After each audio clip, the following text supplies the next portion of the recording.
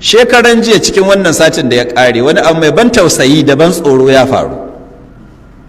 Kusan ko menene gwamnan Imo ya gayyaci shugaban ƙasa Muhammadu Buhari ya zo ya buɗa mai wasu da cikin ayyukan da ya yi. Buhari kuma ya zo bayan ya buɗe ayyukan, cikin jawabin Buhari sai ya faɗi wasu maganganu waɗanda sun katar da hankalin 'yan Najeriya. Kila kun ji su ko? Daga cikin maganganun da Buhari ya yi ga wasu nan na ɗebo, suna da yawa, amma na ɗan ɗebo word for word, ban ƙara mai kalma ko guda ba, ban rage mai ba. Ga bakinsa na ɗebo wannan maganar cikin jawabin da ya yi Imo wurin buɗin projects. Sai ya ce, this administration has done extremely well. I have to say it because those who are supposed to say it are not saying it. I didn't know why. To waɗannan kalmomin sun tada hankali don masu hankali. Kun san ma'anar maganar? General Buhari mai ritaya ke cewa, shugaban ƙasa Muhammadu Buhari ke cewa, this administration, wannan gwamnati, cewa da gwamnatinsa, has done extremely well. Ta yi rawar gani, ta yi duk abin da ya kamata. Extremely well. Ta taka leda ta bakin 'yan kwallo. Wannan gwamnatin ta yi duk abin da ya kamata a ce ta yi performing, ma'ana ya zan sa shi da Hausa, ta yi kokari sosai, ma'adalla. Wannan gwamnati ta yi kokari sosai ga yin ayyuka. Sai ya ce, I have to say it, dole in faɗi haka, because those who are supposed to say it, domin waɗanda ya kamata su faɗi haka are not saying it, ba su faɗi.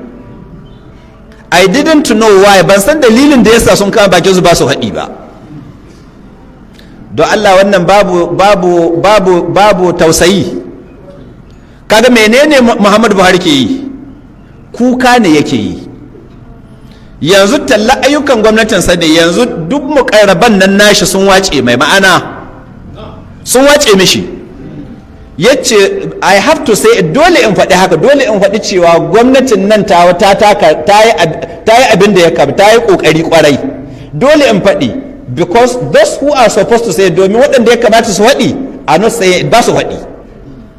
To ina tambayar ku, suwana yake nufi cewa waɗanda ya kamata su faɗi ba su faɗi. Na kusa gare ma dalla muƙarrabuna waɗanda na ci gajiyar wannan gwamnatin.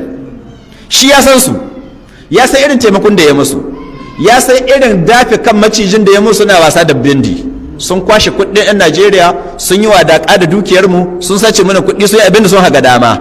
To amma kuma yanzu ga mutane nan suna suka ta cewa gwamnati ta bata yi koyi ba, ga ta nan ta zo ƙarshe ba ta yi rawar gani ba. Maimakon su zo su ba da kariya, to yanzu kuma sun yi shiru, ba in ji ni ba fa, in ji shi. Yace, I have to say it because those who are supposed to say it are not saying it. I didn't know why. Waɗanda ya kamata su faɗi haka, su kare gwamnatin, su yayata ayyukan da gwamnati ta yi, jama'a ba su yi. Don haka dole yanzu jama'a akwai cin amanar da ya wuce shugaban ƙasa sai ya hito ya tallata ayyukan da gwamnati ta yi da bakinsa. Ina duk hadiman nan aka ɗauka ana biyan su albashi don su yayata ayyukan gwamnati. Ina duk waɗannan da Buhari maciyatan na waɗannan 2050 ko da an kawo maciyata, tantiran maciyata ne, amma yanzu a running in billions, suna ina? Su yake magana. Those who are supposed to say it are not saying it, and I don't know why. Waɗanda ya kamata su faɗi haka cewa gwamnati ta yi rawar ga ta yi abin da ya kamata, ba su faɗi. Don Allah, wannan babu tausayi. Shugaban ƙasa su kutum a ce sai ya zo shi zai tallata gwamnati ne da baki nai.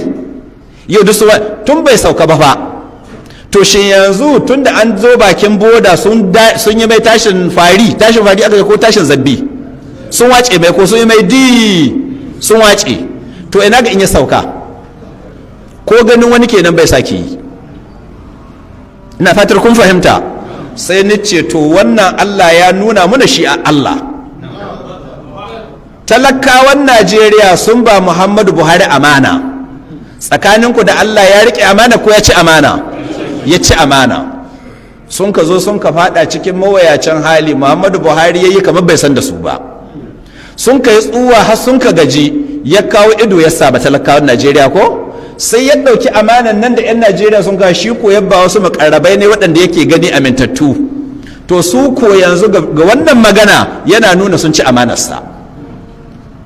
Don haka kenan sun rama mana ko sun rama mana ba? Sun rama mana. Kaga jaza'an wifaqa, yadda ya ci amanar mu talakawa Najeriya, shi kuma waɗannan muƙarraban nan da ya taimaka su ko sun ci amana ta yi, shi kenan Allah ya rama mana. Akwai sauran magana. Kaga akwai ban tausayi a ce shugaban ƙasa su kutum sai ya zo ya tallata gwamnati ne da kai ne, waɗanda ya kamata su yi ya ce ba su yi, kuma bai san dalilin da yasa ba su yi ba. Tunda in dai kowa ya ƙi su kam, in kowa bai san amfanin gwamnatin gaba su sun sani, tunda sun san wanda suke 2015 ko da sun ka hau. Yau ga sunan mutum ne ya zo takara garin su aka kashe ai bacacin banza, nawa gare ka balle kai an ka dunguje saboda bai da ko 100. Yau he is running in billions cikin yan shekarun ga bakwai. Jama'a ya samu ko bai samu ba? To in wata za a fada bai kamata a fada tare da shi ba, ya kamata ya ja da baya. An yi manyan gidaje, an yi kamfunna, an yi hotel, an gina manyan makarantun ne, duk abin da aka gina an gina da kuɗin al'umma, sannan ka yi shiru, ana zuka gwamnati ka yi shiru don kada munafikin Allah. Kaga ya nuna muƙarraban Buhari sun zan munafukai. Dama abin da mun kai mai gudu kenan. Ya aji mutanen kirki ya jawo mutanen banza. Yanzu don Allah sanin ku da injiniya Buba Galadima da a ce yana tare da Muhammadu Buhari, wacce bala'i za ta sa a kawo yau ya yi shiru ya kyale Muhammadu Buhari tallar gwamnati. Injiniya Buba Galadima sai an ka aji su Buba Galadima mutanen kirki, sai an ka ɗauko 'yan daudu. To ga yanda 'yan daudu na kai kanan, yau sai shugaban ƙasa ya zo ya tallata ayyukan gwamnati ta da baki ne, ya rasa mai tallatawa. Inda Bello ya faɗi a cewa to ai adawa ce, Bello ya ɗan adawa, to shi ya faɗi da baki ne. Ya ce this administration has done extremely well. I have to say it because those who are supposed to say it are not saying it. I didn't know why. Ban damu da turancin ba, kakku damu akwai kure ko babu, ba shi yadda dame mu ba. Contents na magana ci ya kamata mu damu da ita. Yau Muhammadu menene yake yi? Kuka ne yake yi, alhini ne yake nunawa. Ya nuna abin kenan yana damunsa. To ina 'yan Buhari nan ba su zagin mutane, in ka ce kaza, in kai da kayi magana kai na sai a kama zagin ka. Kun zan Buhari ya ce kun zan hauka Allah, kun kyale shi yau shi ɗaya ka talla gwamnati. Ku fito ku kare gwamnati in kuna iya kare ta. Ni ko ni ce abin da yasa sun kai shiru gaskiya ba su da. Sun san sun barawo yana da bakin magana. To sata sun kai. Da ya musu kai sun ka sace mana kuɗi, to ina barawo ya ga bakin magana. Ga mu masu kaya an yi mana sata, ina barawo su buɗe baki su yi magana. To Allah ka shirye shi mu, ya samu ya ƙarshen kwarai. Kaga tun bata ƙare ba ga yadda abin ya zama. Tun bata ƙare ba. Shi yasa komi za kai fake gaskiya. Abinda ni faɗi daidai Allah shi ba mu lada da ni da ku da kun ka saurara. Inda kuskure ya abku Allah shi yafe mini, shafe cikin zukatanku. Subhanakallahumma wa bihamdika ashhadu an la ilaha illa anta astaghfiruka wa atubu ilaika.